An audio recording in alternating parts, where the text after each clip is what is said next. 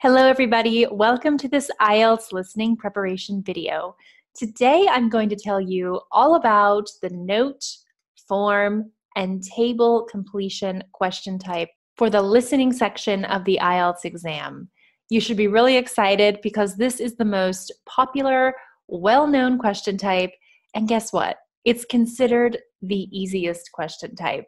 Now I'll walk you through this because even though this is considered to be very easy when compared to the other question types, there are still some pitfalls and some things you'll have to watch out for. And of course, there's a great strategy that we need to prepare ourselves with in order to be fully ready for this question type and the listening exam. So without further ado, let's get started and talk about this question. I'd just like to go over a brief overview and run through of what you can expect with this question type. First off, you'll have to fill in missing words of a form, an outline, or a table.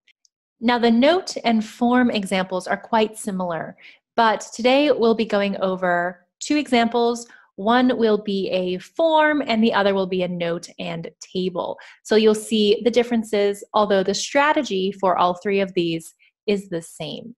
So you'll have to fill in these missing words, and the gaps may appear anywhere in the sentence or on the form or in the piece of writing that you have on your visual aid.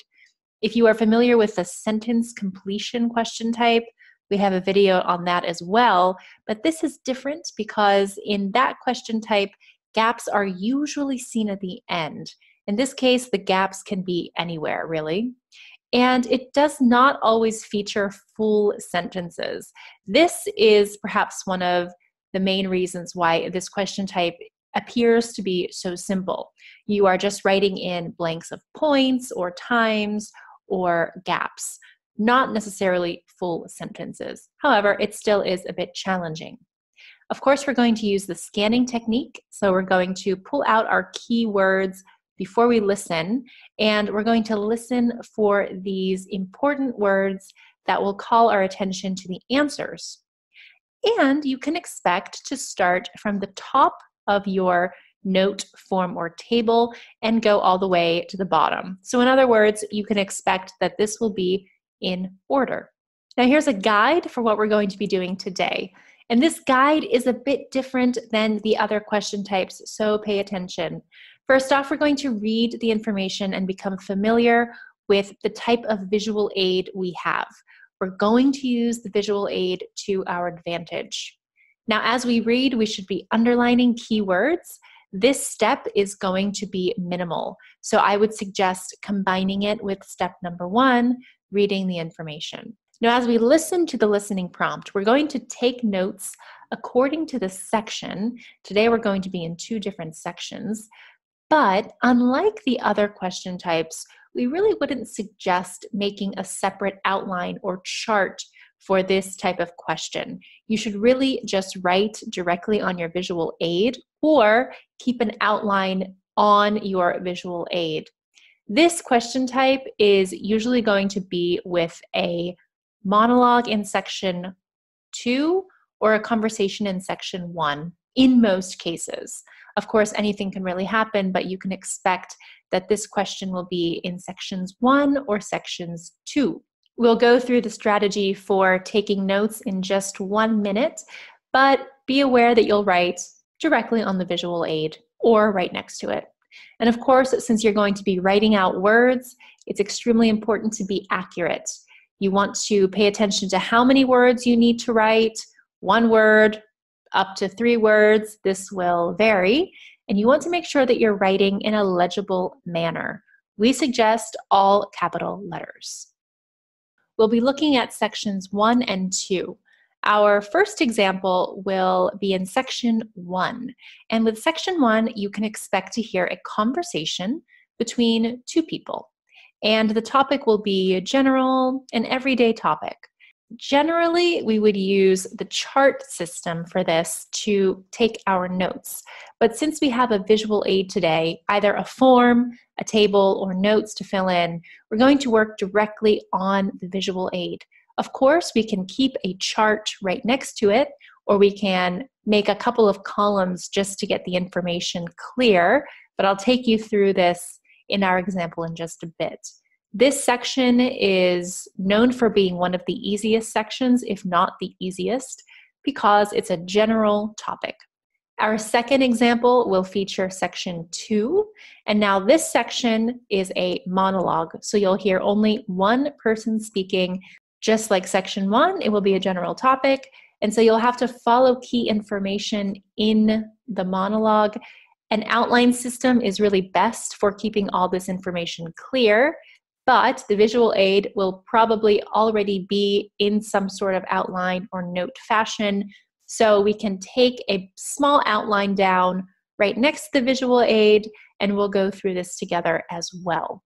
Okay, let's get started with our first example. All right, so here is our first example. We see a form. So this is questions 1 through 8. Complete the form below. And it's some sort of form for a shipping agency, so that's good to know. But it's very important to note the directions, which we see right here.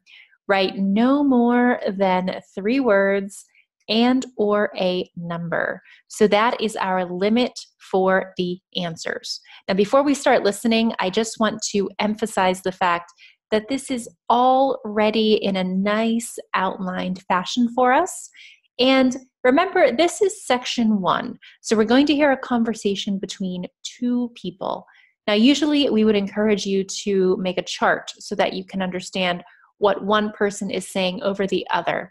In this case, you could still make a chart if you'd like to, but notice how the answers come from the top to the bottom, which we can expect everything to come in order. The keywords are here for us, and this specific question type is not asking us for specific details regarding each speaker. Instead, it's asking us for information like name and town. So I would not worry about making a chart in this case. Remember, this question type is a bit different than the rest. What I would do is make notes right here next to your visual aid and fill in the information as necessary because everything is labeled for you. That's why this question type is generally considered to be pretty easy. So before we listen, we're going to take some time to read the information and underline our key words.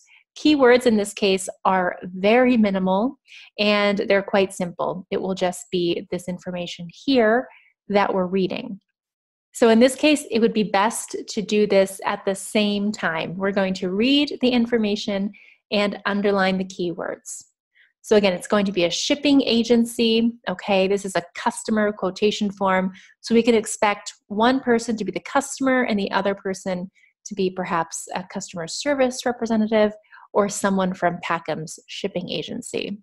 Now, an example has been done for us. The country of destination is Kenya. Let's go ahead and read down below. We see name is Jacob, and you see how there is something here. Now, Jacob is a first name, so we can be on the lookout for a surname. So that's good to remember here. We have address to be collected from, and we already have a city perhaps or an address because this would be RD. So we'll have to look for information here. We have the town as Bristol, and we'll need a postcode. Now, if you're familiar with postcodes, you should know that they could be either numbers or letters. So this is very important here. And now we have the size of container. So the keywords would be size and container. We see length quite simply as 1.5 meters, width and height. Now you might expect to hear something like how wide is it or how high is it? So be aware of these synonyms. However, you can expect that numbers will be here for 4 and 5, just like the length. Now we're almost finished. We go to contents. Now we see something with clothes. So you can expect the speaker to say 3 different things. 1 will be clothes, and then we'll have 6 and 7. Remember, when you have questions like this, you do not necessarily have to put them in the order that you hear them. So for example, something could go in 6 just as it could go in 7. There is not one specific answer for 6, and there is not one specific answer for 7. So that actually works out in our favor. And then the last one is the total estimated value. Very important for the total here. We're going to need a number, as this is pounds. And that's it. That is the information here and the keywords that we need to look for. I even did this a bit slower than I normally would, just so that everything was clear. So you could do this very quickly in your 20 seconds. Now here on the right-hand side, we can ignore that for now. I am going to paste the transcript after we listen to this when we go ahead and check our answers. In these boxes, I will be typing my notes as we listen together, and then I'll simply drag and drop these boxes to the area that I would write it in during the actual test. Just trying to make the most use of our visual aid today. At home, you can go ahead and follow along with us, maybe writing your notes on a separate piece of paper, or if you have printed this out or if you have access to this visual aid, you can write along as I'm going to be, just so it's clear for you.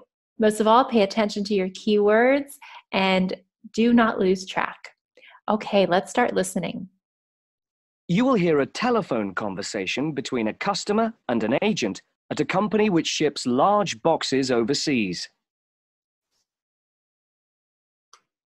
Good morning, Packham's shipping agents. Can I help you? Oh, yes. I'm ringing to make inquiries about sending a large box, a container, back home to Kenya from the UK. Yes, of course. Would you like me to try and find some quotations for you? Yes, that'd be great. Thank you. Well, first of all, I need a few details from you. Fine. Can I take your name? It's Jacob Mkere. Can you spell your surname, please? Yes, it's Mkere. Is that M for mother? Yes. Thank you. And you say that you will be sending the box to Kenya? That's right. And where would you like the box picked up from? From college, if possible. Yes, of course. I'll take down the address now. It's Westall College. Is that Westall? Yes, college. Westall College. And where's that? It's Downlands Road in Bristol. Oh, yes, I know it. And the postcode? It's BS8 9PU. Right. And I need to know the size. Yes, I've measured it carefully and it's 1.5 meters long. Right. 0.75 meters wide. Okay. And it's 0.5 meters high or deep. Great. So I'll calculate the volume in a moment and get some quotes for that. But first, can you tell me, very generally, what will be in the box?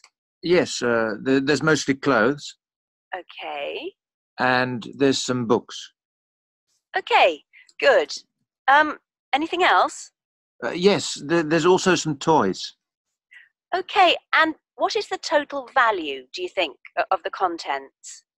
Well, the main costs are the clothes and the books. They'll be about £1,500. But then the toys are about another 200. So I'd put down £1,700. Okay, excellent. I hope you were able to follow along with that, and I hope you were able to recognize just how simple this question type was. Now, I have my notes here in these boxes. I hope you were able to see when I was typing and when I moved them over. Before we even start checking this, I just want to go over this last one here, the total estimated value. We'll look at the wording and the transcript later when we look at our answers, but you notice how there were 3 numbers here. Now, I wrote all 3 of these numbers just because I was taking notes and I didn't want to miss anything. But I know that only the last number was correct. So this is a common trick, and this is sort of one of those difficulties with this question type, is to include many letters, many numbers, and then only include the correct answer at the end. So in this case, I would eliminate or put a line through these 2 options and only write 1,700 on my answer sheet. All right, we'll look at that at the end. Right now, I would like to just focus on the answers up here and understanding some of these explanations and the strategy. So the notes I had here, large box and UK to Kenya, these are just for my own notes because I was taking a lot of notes just as I was going and I didn't want to miss anything. You don't have to write this. I just wanted to get into the habit. On the right, we'll be able to see all of the transcript as we continue on, but the answers are in red. So as we go on, I will just keep moving and scrolling on up. Now, first off, we have the name. So Jacob and a surname. Now, this is quite a difficult surname to pronounce.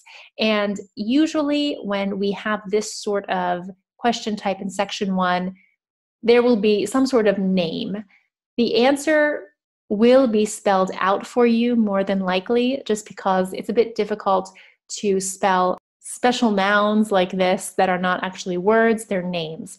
So don't be surprised if the names are always spelled out for you. This is so you can understand your letters and write down notes as they are spelled. So this question, number 1, tested our ability to write down letters and keep up with the pace of the speaker. So Jacob Mkere, Mkere. And the speaker said, is that M for mother? Just to make sure that it's clear for the test taker, it's M, not M. And yes, it is. So this is a common spelling question. You'll more than likely see this on the exam. So it might be a good idea to brush up on your spelling while you're at it. Now, we can go ahead and just eliminate this so we have more room on our transcript side. And let's look at number 2. She goes, I'll take down the address now. So the address was one of our keywords. Perfect. And he says it's Westall College. I went ahead and just typed it as I assumed it was spelled, and I was correct, but this will also be spelled out for you because it is not a word, it's a name. So we have Westall College, Downlands Road. Perfect. Then we had the town as Bristol. The postcode, as I said earlier, is a mix of letters and numbers in this case. Same thing, it will be spelled out for you. BS89PU. Then they go directly into the size of the container. Now, I just want to make these 2 answers a bit bigger because this is a common trick, and I want to see if you have caught my deliberate trick here. Now, I've made this a bit bigger so we can see, and I want to take you through the options. Now, notice how length says 1.5 m for meters. Now, since we're talking about a width or a height or a specific number, these answers are not sufficient. And I'm wondering if you have done the same thing on your own or if you did something a bit different. It's a common mistake to write just the number, and it would not be completely correct in this case. You have to include the meter. So you'd have to put either an M, or you could put meters with the American spelling, okay? Now the meter is fine. You could also write the S for meters, or you could also do the European spelling. So this one here is the American spelling, and you could also do the European spelling. There are many ways to do this, but just make sure that you have some sort of note for the meter, because 0.75 on its own is not completely correct. Now, I would stick with exactly what the speaker says. Now, he said 0.75 meters, and he also says wide. So if you wanted to, you could write 0.75 meters wide, because that would still fit in your no more than 3 words and a number guideline, because 0.75 is one number, meters is one word, and wide is another. And so that would just cut it. That would be completely correct. You could also just write 0.75 meters, but you cannot write only 0.75. So keep that in mind. And the same thing goes here for height, 0.5 meters. And he says 0.5 meters high or deep. Now, you could not write 0.5 meters high or deep. You could not write this exact answer because it is more than 3 words and or a number. So that would be incorrect. And that's why you'd have to put 0.5 meters high as one, or another possibility could be 0.5 meters deep. but you could not write all 4 of these words. Now going on to the contents, he says that there were some clothes, and then we have books, and she says anything else, and he said toys. So we have number 6 and number 7. Remember, you could also put toys as number 6 and books as number 7, as I've just done here as well. You could also write some toys and some books. That's fine because, again, no more than 3 words and or a number, and placing some in this answer does not change the meaning, so it would be completely fine. Total estimated value, again, it's a common trick to add more numbers than necessary. So if we look here in the transcript, the first thing we heard was 1,500, and so I went ahead and wrote that. Then we heard another 200, so I went ahead and wrote that. And then it said, I'd put down 1,700. And the key word here is total value, which the speaker also said, total value. So we have to pay attention to that total value of 1,700. All right, I hope you did well here. It was quite simple in that we started from the beginning at the top and went all the way to the bottom. And we really used our keywords to our advantage. So excellent job.